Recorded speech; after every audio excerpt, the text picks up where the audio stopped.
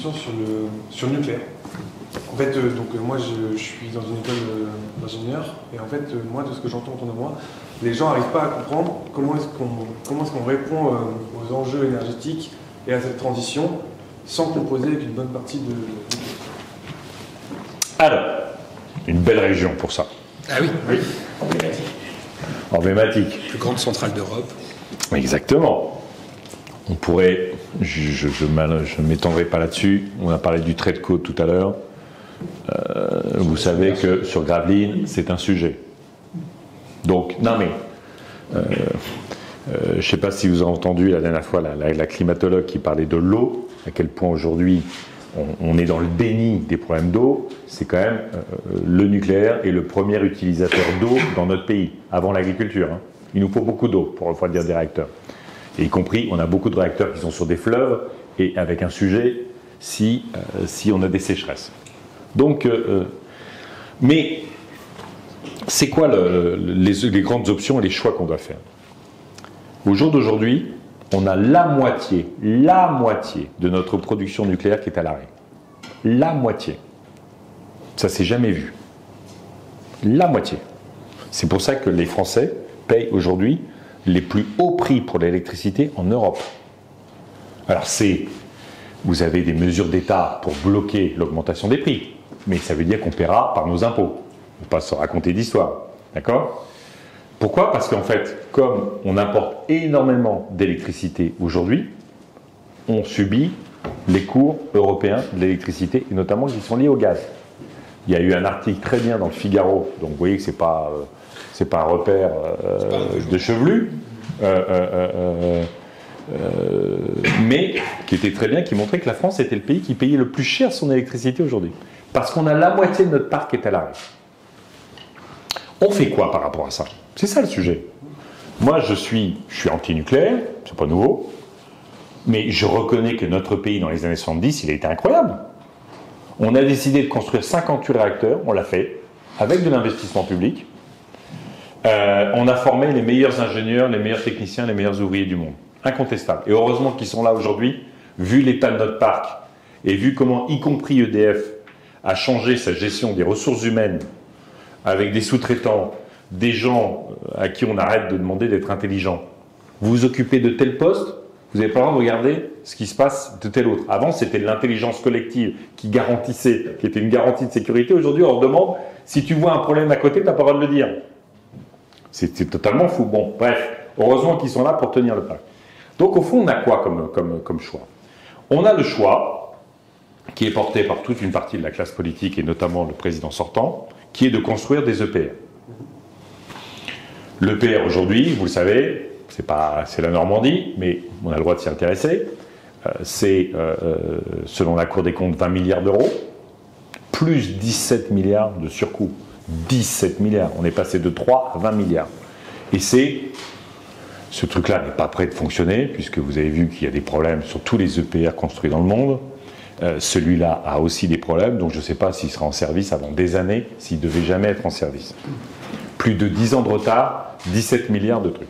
Donc vous avez le projet aujourd'hui du président sortant comme du président de région, et d'autres, c'est de dire au fond on va faire 6, 8 ou 14 EPR. D'accord? Donc ça veut dire qu'on prend le réacteur nucléaire qui a des problèmes partout dans le monde et qui nous coûte un bras dans notre pays sans aujourd'hui fonctionner, comme modèle pour notre système électrique en 2040-2045. C'est-à-dire qu'on a un fiasco aujourd'hui industriel et financier. L'idée, c'est si on multiplie un fiasco par 6, ça donne un succès et non pas 6 fiascos. Mais surtout, c'est quoi l'échéance d'Emmanuel Macron? C'est 2040-2045. Donc en fait, il dit quoi aux Françaises et aux Français? Il dit, vous avez des problèmes de pouvoir d'achat liés au coût de l'énergie, attendez 2000-2045. On a un problème majeur du climat, attendez 2000-2045. On a un problème majeur de dépendance vis-à-vis de d'autres pays aux énergies fossiles, attendez 2000-2045. Aujourd'hui, 50% de notre uranium, on a besoin de 8 à 9 000 tonnes par an. Ça vient de républiques d'ex-URSS, notamment Kazakhstan, Ouzbékistan, sous tutelle russe. On a dans notre pays, en ce moment même, ça peut paraître lunaire, vous savez que l'entreprise qui fabrique les turbines nucléaires s'appelle GEAST. On est en train de vendre 20% du capital de GEAST à Rosatom, entreprise poutinienne. Et on nous dit que c'est l'indépendance énergétique. Donc ça, c'est le modèle du truc. Je dis que ce modèle-là, aujourd'hui, 2045, c'est trop tard. C'est quoi mon modèle à moi? C'est d'accélérer l'investissement sur la maîtrise de notre énergie. Priorité des priorités, les ménages, leur logement. Et dans mon projet, vous le savez que pour les 2 à 3 millions de familles les plus en difficulté, il y aura une totale prise en charge des travaux de rénovation. Il faut aller très vite. Deuxièmement, je déploie les énergies renouvelables, massivement. Vous savez que par exemple, ne serait-ce qu'en ce moment, où on se pose la question de l'embargo, on a plein de projets d'énergie renouvelable dans notre pays qui ont été validés, mais qui ne sont pas signés par les préfets. Si ces projets sont activés, mis en place, on réduit de 30% notre dépendance face au gaz qu'on utilise pour fabriquer de l'électricité. Et juste un petit truc, vous parlez de la dépendance à l'uranium, mais pour construire des éoliennes ou des panneaux solaires, vous avez raison. Où les minerais et les matériaux? Alors aujourd'hui, sur les entreprises françaises qui investissent sur l'éolien terrestre, aujourd'hui, ils sont quasiment, c'est 100% recyclable. Ils arrivent à faire sur les pales, sur les matériaux, et il y a très peu, il y a plus de terres rares dans l'éolien terrestre. Peut-être, mais j'ai des souvenirs d'images où on enterre les pales et les éoliennes parce qu'on n'arrive pas à les recycler. Non, aujourd'hui, ils ont mis en point des systèmes pour les recycler, au contraire. Et ça doit être un impératif de nos marchés publics. Y compris, quand on mettra, vous savez, moi je suis très souverainiste, comme vous l'avez dit, moi je suis pour que nos marchés publics favorisent les entreprises locales. C'est ce que font les États-Unis, c'est ce que fait tout le monde. C'est pas permis à l'heure actuelle. Mais non, et c'est une aberration. Oui, mais parce que le gouvernement français refuse de le faire. Hein. Vous savez, vous avez un président qui a toujours dit qu'il faut faire un Buy You Open Act. Quand ils vont à Bruxelles, il dit surtout pas. C'est la concurrence européenne qui Non, mais oui, mais la concurrence européenne, c'est comme toutes les règles. À un moment, c'est de la politique. Vous voulez, comme on a fait de la politique, on a supprimé les critères de Maastricht sur les budgets. La France, vous savez, quand Macron, en 2018, il signe des accords avec Vladimir Poutine, président à Saint-Pétersbourg, il signe sur Total, mais il signe sur Orpea, pour favoriser le développement d'Orpea en Russie. Comme quand il a signé avec la Chine l'accord d'investissement, malgré le génocide ouïghour, c'était pour favoriser l'implantation des EHPAD à but lucratif en Chine. Pourquoi je dis ça? Parce que ça relève des marchés publics. C'est-à-dire qu'en fait, la France, malgré son discours, ne veut pas qu'on retrouve de la souveraineté sur nos marchés publics, parce que les entreprises qu'ils défendent c'est des entreprises qui veulent conquérir des marchés publics à l'étranger. C'est ça la réalité de notre politique. J'en étais où? Donc, on déploie. Donc, il y a un peu de terre rare dans l'éolien offshore, vous avez raison. Le photovoltaïque, ils sont en train de faire du photovoltaïque 100% renouvelable aussi, mais il faut développer une vraie industrie européenne du photovoltaïque. La batterie électrique, au niveau européen, on est en train de mettre en place la batterie électrique 100% recyclable pour éviter la dégradation. Vous avez raison. De toute façon, à chaque fois que vous produisez de l'énergie, il ne faut pas se raconter d'histoire, vous polluez. Oui. La question c'est, est-ce qu'on pollue avec une centrale risquée, qui peut nous péter la figure? Est-ce qu'on pollue avec des déchets nucléaires, dont une partie aujourd'hui qu'on envoie en Russie, hein, des déchets nucléaires, parce que nos centres de stockage sont pleins jusqu'à la gueule? Est-ce qu'on produit, on a de l'énergie avec les projets de Total qui veut mettre en place en Ouganda 30 000 personnes déplacées, 30 000 personnes déplacées, et ils veulent mettre un pipeline dans une réserve naturelle. Enfin, je veux dire, l'industrie du pétrole, c'est une industrie extrêmement simple. Ou alors, on a le vent, l'eau, la chaleur du sol, la biomasse, les forces marines qui nous approvisionnent en énergie. C'est un choix de société. On couvre le pays d'éoliennes avec les problèmes d'acceptabilité sociale. Non, mais laissez-moi finir ma question. C'est votre expression. On couvre le pays d'éoliennes avec les problèmes que ça pose. On le voit dans la région. Hein, oui, je sais le débat. Donc, on couvre le pays d'éoliennes, une énergie intermittente qui ne nous assure pas une sécurité d'approvisionnement énergétique, comme on peut le voir aujourd'hui avec des centrales au charbon, au gaz, qui tournent à plein régime, alors que... D'accord, et c'est à cause de l'éolien? C'est à cause du fait... Non, c'est parce que vous avez 26 réacteurs qui sont arrêtés aujourd'hui. C'est pour ça qu'on ne peut pas se sortir du charbon. Et on pourra se passer du charbon avec l'éolien? Donc, je couvre pas le pays de l'éolien. C'est pour ça que je réagis. Combien? C'est votre expression. On est aujourd'hui à 9500 éoliennes. Dans un quart dans la région.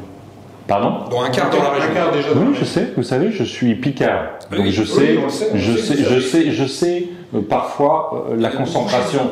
Je sais parfois la concentration d'éolien.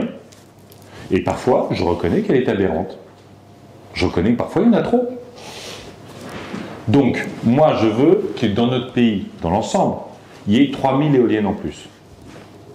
Mais donc, je ne multiplie pas tellement les mâts. Pourquoi? Parce qu'en fait, aujourd'hui, les premières éoliennes qui ont été installées, généralement, ont une puissance de 2 MWh. Aujourd'hui, on sait faire du 6 MWh. Donc, on peut faire plus d'électricité d'origine éolienne sans avoir plus de mâts. Mais c'est surtout, c'est quoi? C'est quoi? Vous savez, y compris, c'était il y a le 18 juin 2021, le président de la République a accepté que les militaires renforcent la zone d'exclusion non éolienne de 30 à 70 km autour des radars.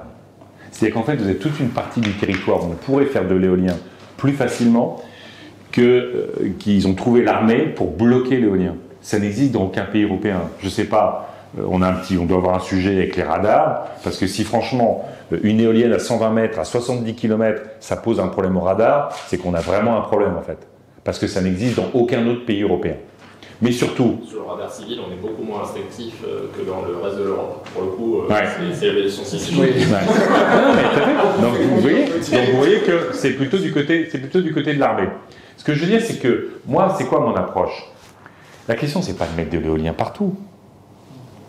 Moi, je veux qu'on choisisse les zones où on peut mettre de l'éolien, qui est évidemment, ça a toujours été la position des écolos, acceptabilité sociale des populations, évidemment. D'ailleurs, le plus souvent, quand vous regardez toutes les enquêtes, contrairement à ce que disent un certain nombre de responsables politiques, c'est 75% des Français, ils sont favorables à l'éolien. D'ailleurs, vous regardez les pubs d'Engie et Total, ils mettent jamais un forage pétrolier, une centrale à gaz ou une centrale nucléaire, hein.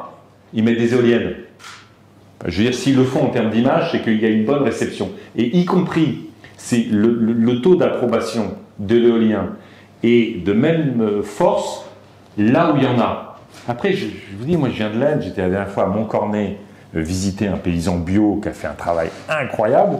Je vais dire, à Montcornet, je veux dire, vous arrivez, j'y suis allé pour le lever du soleil avec lui, je veux dire, vous voyagez la nuit, c'est des guirlandes de Noël, vous n'êtes pas obligé.